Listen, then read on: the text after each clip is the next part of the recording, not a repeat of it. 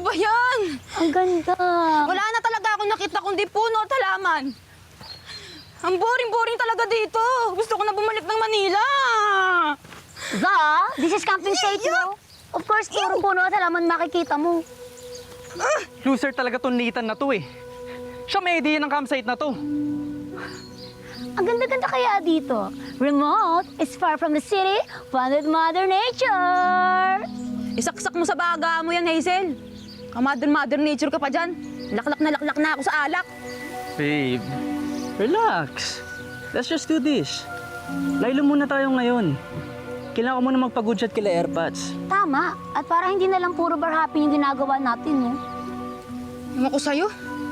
Ba't ba kasi hindi tayo nagbitbit ng madaming alak? Naubos na tayo ng stash. Kaya mag-alala. I'll ask Nathan. Siya pabibili natin ng alak mamaya. Babe, Babe, let's have fun. nunahan mo lang ako eh. Tara. Let's go! Babe, yun. Yes. Dito lang siguro tayo mag-e-enjoy, no? Oh, Bishim! Pangit ng ano dito eh.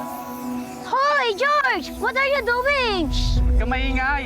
Lalagyan ko lang ng marka para malaman nila na nanggaling tayo dito. Hay nako, we should be more careful sa mga ganitong lugar. Minsan kasi may mga creatures na nakatira dito. Ano? My lola used to remind us kasi whenever we go out of town to be more mindful about our surroundings. Baka kasi ma-offend natin sila and then gumanti sila sa atin. So scary yun! Ewan ko sa'yo, Hazel. Masyado ka napapaniwala sa mga elemento na ganyan. Kaka-mother nature mo yan. Eh, what if it's true? Sige. Oh. Paniwalaan mo kung gusto mo paniwalaan. Babe, Babe, doon po. Dami doon. tara!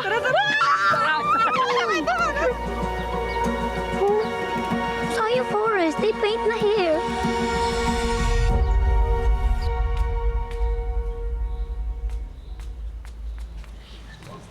Ang tagal naman ni Kuya B-Boy. Excited na ako magpunta ng perya eh. Oo nga eh, huling araw na kaya dapat talaga makapunta na tayo. Hoy, Butchoy! Kring-kring! Nagpaalam ba kayo ng maayos, ha? Sagot! Opo, nagpaalam po kami. Di ba po, Choy? Opo. Sigurado? Opo. Okay.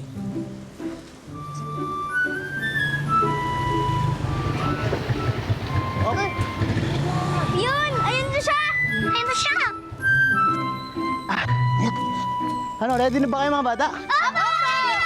Excited na. B-boy, mag-iingat kayo, ha? Opo, Aling Kiki, ako na po bahala dito. Hindi ka nga rito. Huwag masyadong makulit, ha? Sige. No, group hug. Group hug.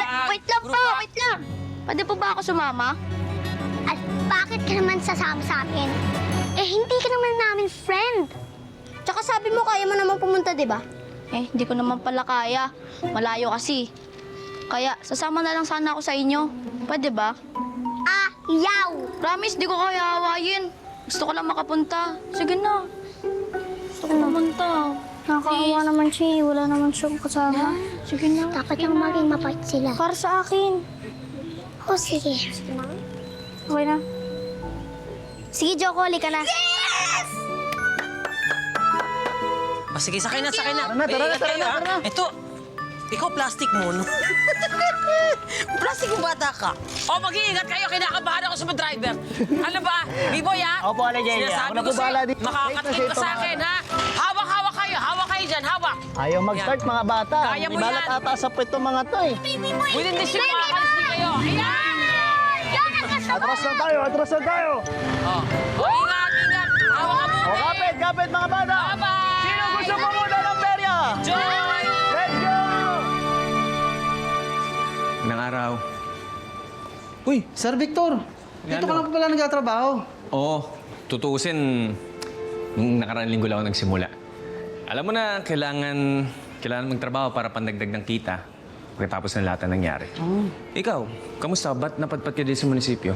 Galing po ako dyan sa may police station, nagpail ako ng reklamo. Oh, anong nangyari? Anong nangyari sa inyo? Ba't napunta kayo sa police station? Meron mo kasing 4 na magbarkada, nagpagawa sa akin ng sasakyan. Ang sabi, babayaran nila ako. Yung magbabarkada na yan, yung kotse ba nila, yan yung kulay puti? Opo, yun nga po, yung puting sasakyan. Kailangan ko naman ng pera. Niloko ko, kailangan ko silang singilin, Sir Victor. Sige, huwag ka mag-alala, Mang Lando. Total, hindi lang naman ikaw ang binigyan ng atraso ng mga yan. Tutulungan kita. Bakit, Sir Victor? Anong ginawa nila sa'yo? Hindi. Hindi naman sa akin, Mang Lando. Kay Lolo Mars. Kilala mo naman si Lola Mars, di ba? Kaya gusto ko talagang bigyan ng leksyon yung mga yan. Pati si Lolo Mars?